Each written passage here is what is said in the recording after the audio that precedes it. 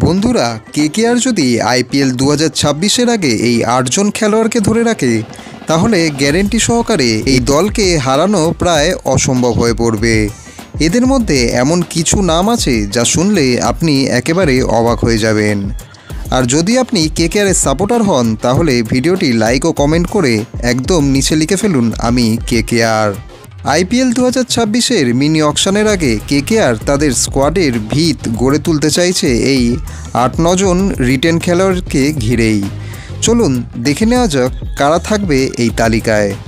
প্রথমেই আসে অঙ্কৃশ রঘুবংশীর নাম। কম দামের ভবিষ্যতের স্টার খেলোয়াড় ইনি একজন। ভারতের জাতীয় দলে ঢুকে পড়াও শুধু এবার তার সময়ের অপেক্ষা। সুনীল নারিন, অভিজ্ঞতা, স্পিন আর ওপেনিংয়ে একদমই x factor. Rinku Singh of ফর্মে থাকলেও ফিনিশিংয়ে ম্যাচ ঘুরিয়ে দিতে একদমই সক্ষম। অরুণ চক্রবর্তী স্পিনে কেকেআরের নির্ভরযোগ্য অস্ত্র। হর্ষিত রানা তরুণ প্রতিভা এবং বল হাতে একদমই দুরন্ত।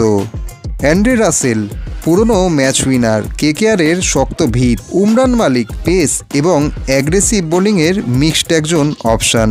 এবং মনীষ পাণ্ডে একজন অভিজ্ঞ মিডল অর্ডার ব্যাটসম্যান যা কিনা দলের ব্যাকআপ হিসেবে একদমই কার্যকর। তবে ভেঙ্কটেশ আইয়ারকে এবার দলে নাও রাখতে পারে কেকেআর, যদিও তাকে রাখার একটাই কন্ডিশন, তাকে 24 কোটির জায়গায় এবার তাকে কম টাকা দিয়ে দলে কেকেআর রাখতে পারে।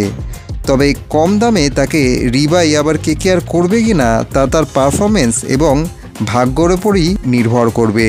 তো বন্ধুরা, আপনাদের কি মনে হয় শুধু এই 9 জন খেলোয়াড়কে ধরে রাখলেই কি কেকেআরের ভিত মজবুত হবে, নাকি এর বাইরে আর কারো থাকা উচিত এই স্কোয়াডে? কমেন্টে অবশ্যই জানান আপনার মতামত।